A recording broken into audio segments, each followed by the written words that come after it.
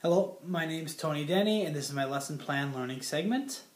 I'm focusing on a 6th grade standard that will be posted in the room. It is to compare and contrast one author's presentation of events related to Minnesota American Indians with that of another.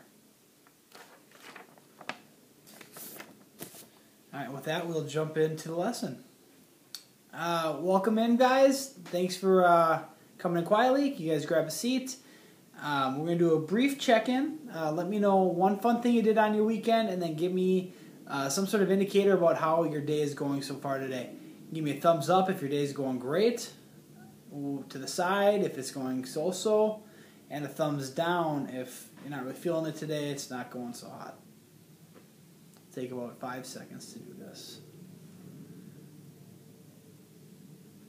Okay, guys, thank you guys all for sharing. I appreciate that. I'll share as well. I had a good weekend. I went to a wedding reception for my friend, and I got a thumbs up for today. I'm feeling great and ready to learn.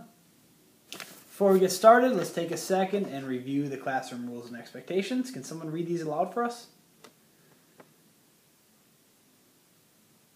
Thank you, Tori, for doing that.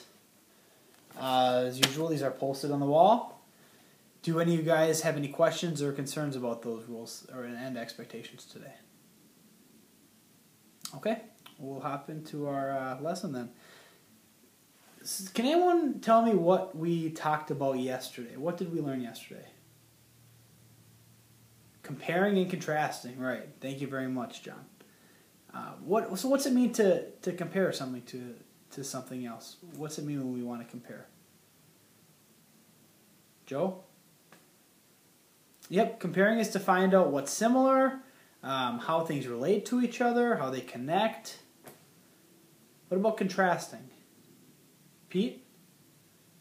Yep, contrasting is finding out how things differ, how they vary from each other. Yep, so the main thing that's important to know when we're comparing and contrasting is we're dealing with two separate things, and we're seeing how they fit or don't fit with each other. And we're going to do a little bit more practice with that today, of comparing and contrasting. This time, however, we're going to do it in regards to some Native American history in Minnesota. Do any of you guys have any experience with the Native American culture, or know anybody from that culture? Okay, guys, thanks for sharing. So why is it important for us to learn about Native American culture? What role does that play in our lives? Luke?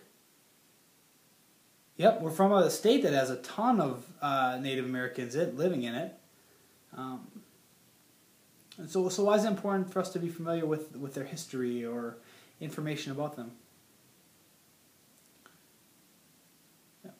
So we can learn to be culturally aware, be sensitive to some of the things that they may have experienced, and just be really aware of the members in our community. So with that, I'm going to show you guys a brief video of one version of the Ojibwe history in Minnesota. And it's important to remember, this is only one version of the history. It's very brief. It doesn't get into a lot of detail. But I want you guys to pay attention while I show it. Who's the author? Who is the intended target audience? Who's he writing this for? Or who do you make that video for? Is it facts? Is it opinions? A little bit of both? I want you guys to think about all those things as you're watching this video. Let me gear it up on the smartboard real quick.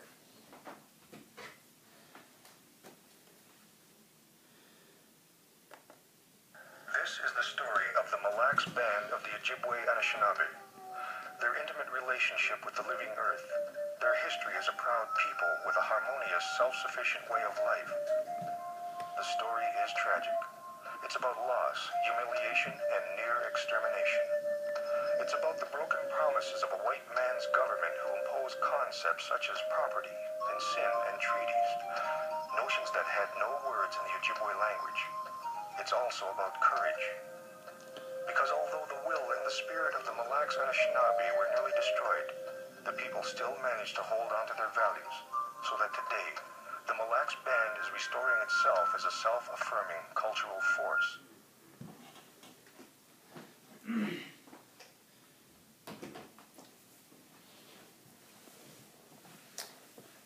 Alright guys, thanks for watching that. Why don't you guys take a minute at your little table groups, there's 4 of you guys at each table, and talk about some of the things I asked you guys to think about. Who was the author? What was the purpose of the video? Was it facts? Was it opinions? What was the goal of it? Of the guy creating it? Okay guys, thank you for doing that. Now that we've done that, I'm going to also give you guys each one article per table, and I want you to take a minute, read through the article, and underline what you think are the main points, the main important facts to know, who's the author. It might be very obvious, it might not be. Who is it written for, and what is the purpose of the writing? I'm going to take a quick time out here. If I was really teaching this to a group of students, I would read these articles aloud to them first, so they could get that auditory piece, and then I would have them read it alone, and then discuss it with their small group. So there's kind of 3 tiers of learning right there.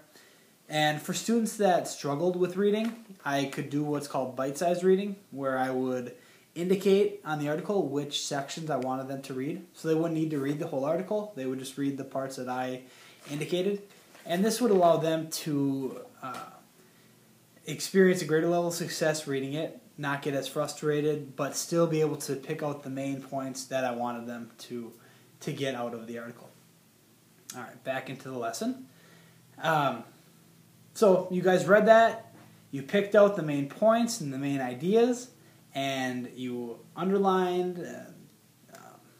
the main concepts and thought about who was the author, who was the audience, and what was the purpose of the writing.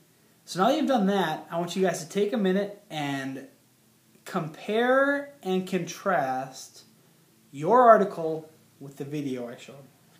The video will be playing on a loop over and over. We'll be repeating over on the smartboard. And you guys will be able to go up and view that as much as you want.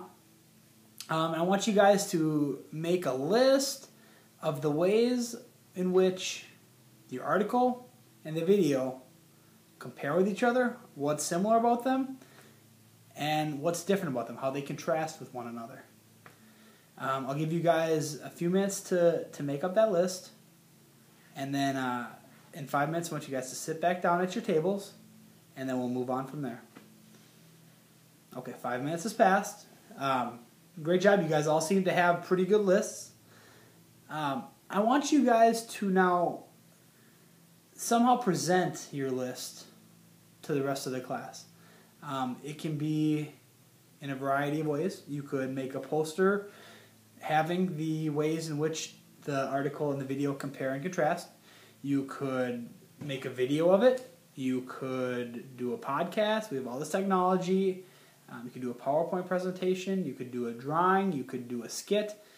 You guys really have a lot of freedom when it comes to this. The only thing is I want you guys' presentations to be roughly 3 to 5 minutes, not much longer than 5.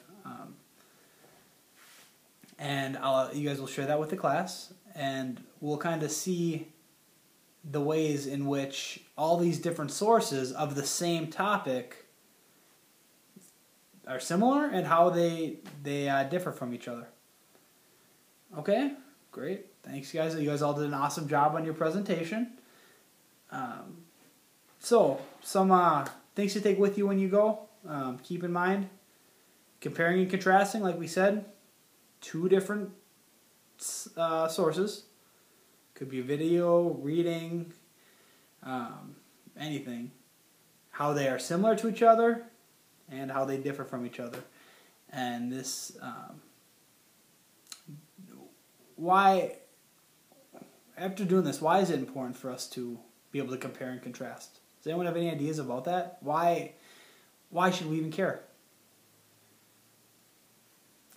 Yeah, well, it helps you evaluate the source. We get to find out if this is a credible source, if it's accurate, if it's full of opinions and maybe not entirely truthful. Is it the whole story? Is it just a part of the story? It's important to be able to evaluate and recognize how trustworthy what you're reading or watching is, and comparing and contrasting with other articles or videos can help you make that decision.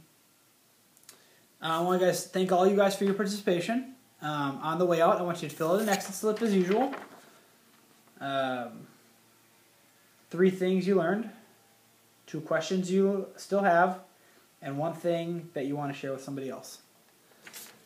And I also, that's the end of my lesson, but I wanted to also show that in our small groups we were working on social skill monitoring. So while they're working, they're self-monitoring and monitoring the other people in the group about how well they listen to each other, how disagreements were handled, if questions were asked when they were confused, because